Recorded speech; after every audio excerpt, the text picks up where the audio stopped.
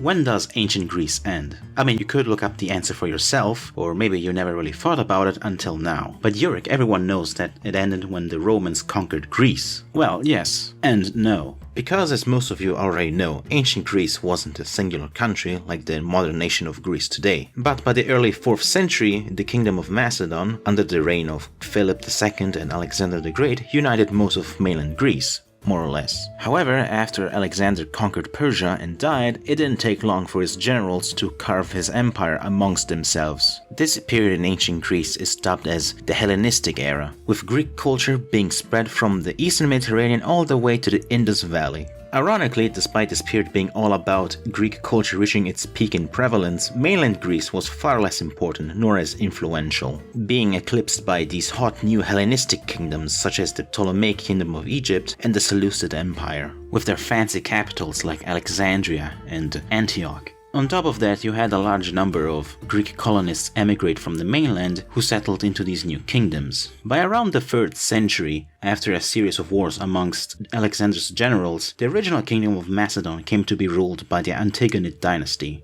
Throughout their reign, the Antagonids would attempt to assert their control over the rest of Greece while also having to deal with the rising power that was the Roman Republic. Meanwhile, the remaining independent city-states banded together as leagues as a countermeasure against the threat of Macedon and the other Hellenistic kingdoms. Though Rome's conquest of Greece was a gradual process that came through a series of wars recounted by the historian Polybius. No, not that one. Yes, that one. A Greek-born writer who would later even work for the Roman Republic. Now, as many of you know, the Roman Republic, and especially its consuls, loved conquering stuff, and took any opportunity they had for military expansion, either for the sake of military glory or to further their own political ambitions. Though Rome couldn't just declare war and invade Greece all willy-nilly without a reason, but a reason would come with a man named Demetrius of Pharos. Demetrius was the king of the Illyrian kingdom and also a client king of Rome, well until he started attacking Roman territory and ended up getting kicked out of power. He fled to Macedon where he became a counselor to the young Antigonid king Philip V, the darling of Hellas. According to Polybius, Demetrius played a major role in influencing the king to go to war against Rome. Seeing an opportunity for expansion, the Macedonians allied with the Carthaginians and invaded Illyria. After all, Rome was preoccupied being trampled by Hannibal's elephants. The First Macedonian War accomplished very little and pretty much ended in a stalemate since it was primarily meant to keep the Macedonians busy, with Demetrius also dying during the fighting. But it did see Rome gain Greek allies for the first time, such as the Kingdom of Pergamon and the Aetolian League, who would play a major role later on.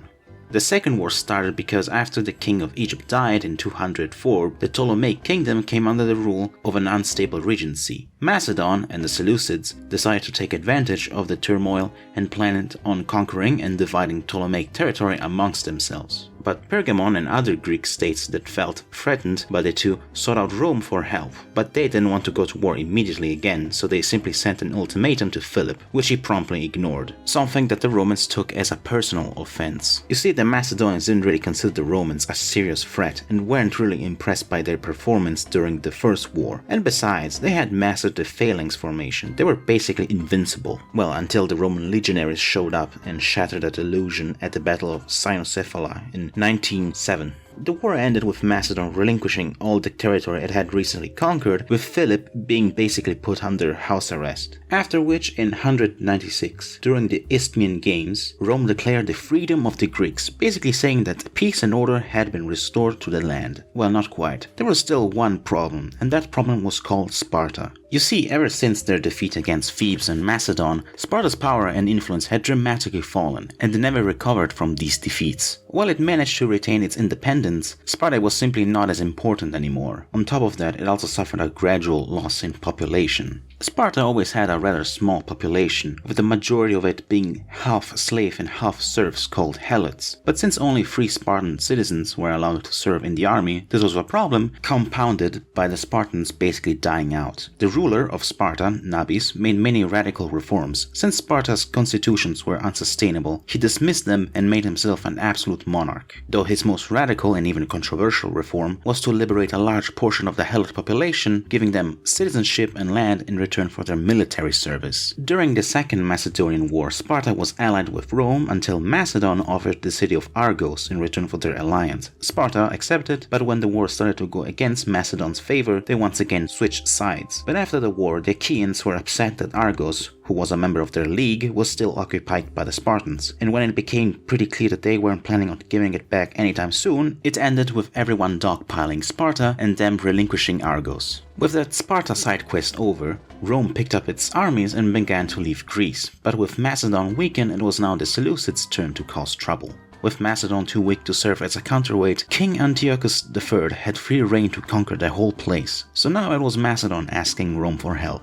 Meanwhile, despite being their first Greek ally, the Aetolians became more and more wary of the Romans, who to them were overstaying their welcome, especially after that whole Sparta affair. So when Rome and the Seleucids went to war over what was essentially a border dispute, the Aetolians joined forces with Antiochus. Though right before the outbreak, Sparta tried to expand its territory since everyone was too busy getting ready to stab each other.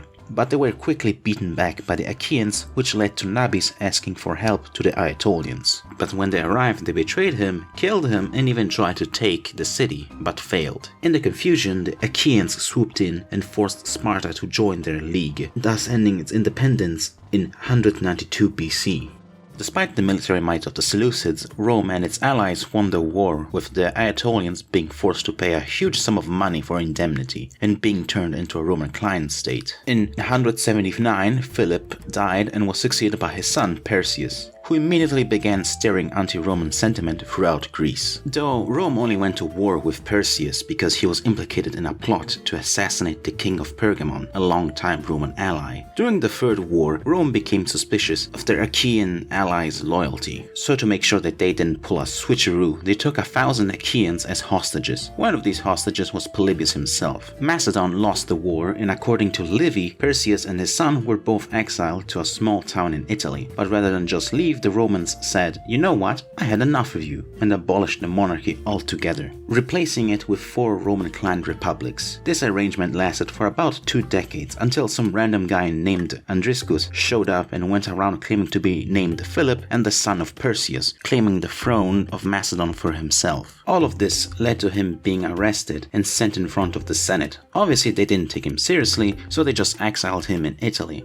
but he later escaped. After taking a quick pit stop in Ionia, he went off to the Odrysian kingdom located in Thrace. There he managed to gain their sympathy and military support, probably because he bore a physical resemblance to Perseus, who was an ally to the Thracian monarchs. So with their military support, he overthrew the 4 client republics and installed himself as king. As you can imagine, the Romans were sick and tired of this guy, thus starting the Fourth War. After his defeat at the Second Battle of Pydna, Andriscus fled to Thrace and tried to organize a new army, but failed and was later betrayed, captured, and executed by the Romans. With the last Macedonian war over, Rome decided that instead of installing a client state, they just annexed Macedon once and for all. So now only the Achaean League remained, who, as you remember, was still angry about the whole hostage situation with Rome. The Achaeans, tired of Rome sticking its nose in their domestic affairs, decided to declare war.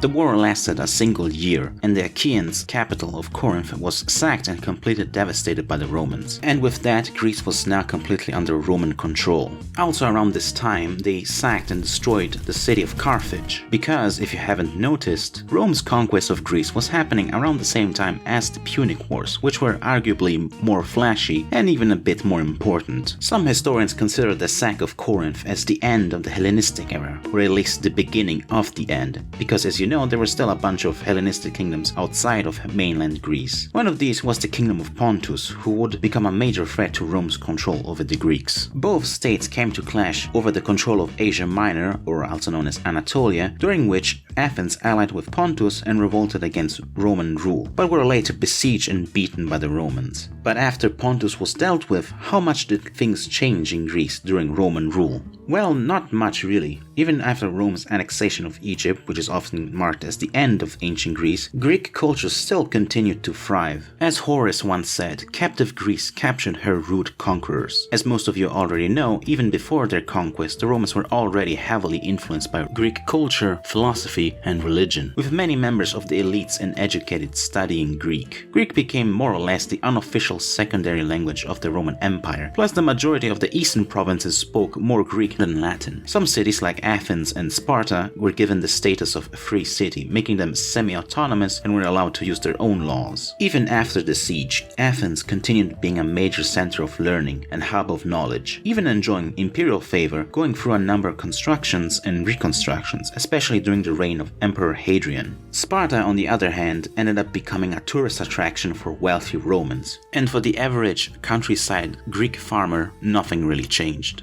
But by becoming a part of Rome, it also meant having to deal with Rome's problems. Thank you for watching. If you like this video, like it, and if you feel like it, subscribe. You can also follow me on social media if you want to look at more of my stuff outside of YouTube. Anyway, see you next time, and yeah, good luck with school, I guess.